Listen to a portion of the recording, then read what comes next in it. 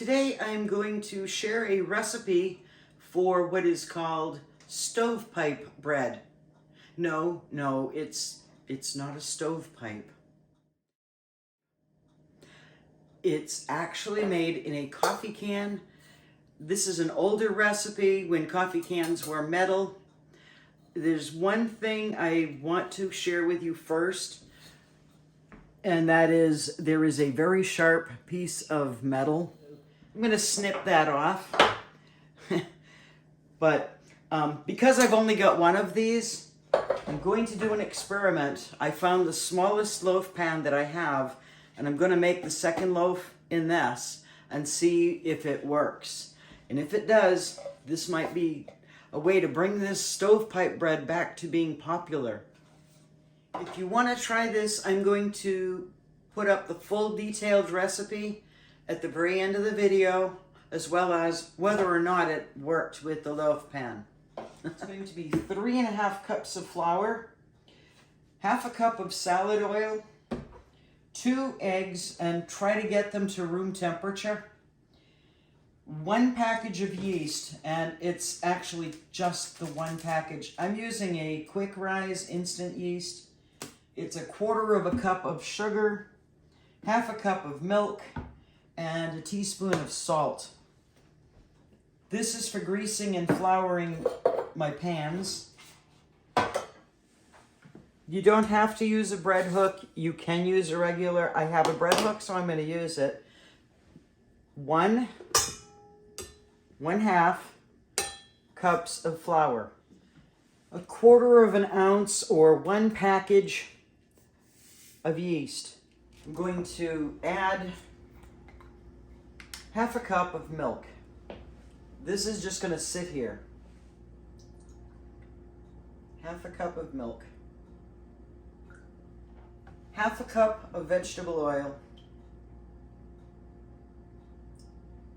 The recipe calls it salad oil, it's the same thing. Half a cup of water.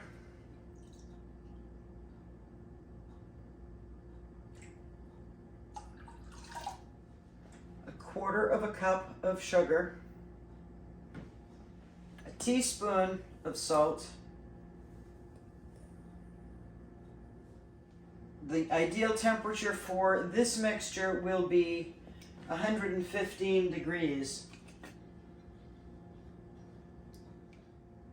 While that's happening, I'm going to lightly mix the yeast and flour.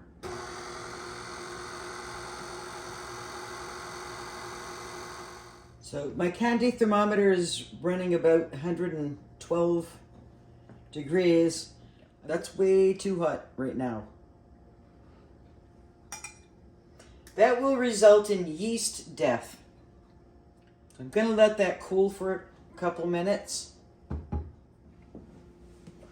going to put my 2 eggs into a cup.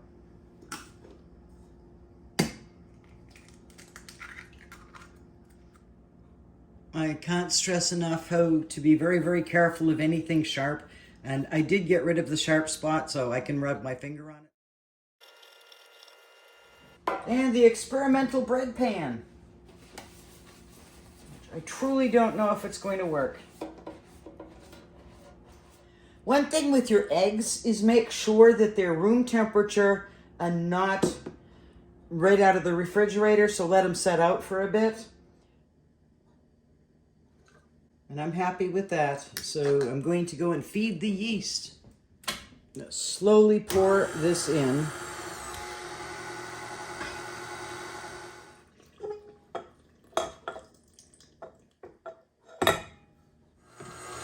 Once this is all mixed, I'm going to stop the mixer, add the next cup of flour.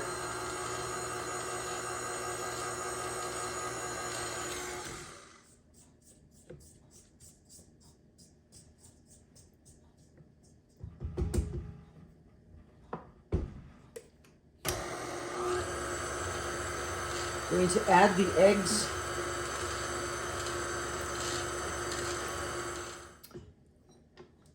And with the 3rd cup of flour, I'm going to add that by hand.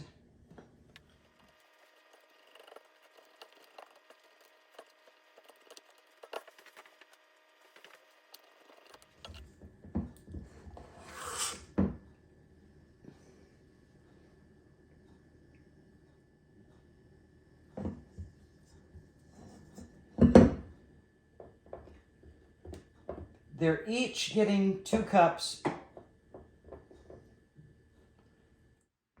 Sometimes I want to run a kitchen experiment, and I do. And then I say, why didn't I film that? So today I'm filming something that I don't know how it's going to work. If you're seeing this, it worked, or did it?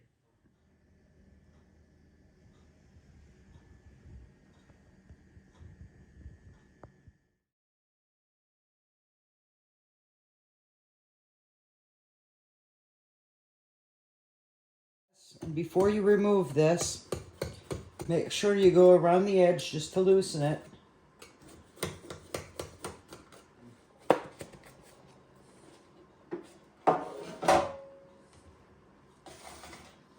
There it is. My experiment worked.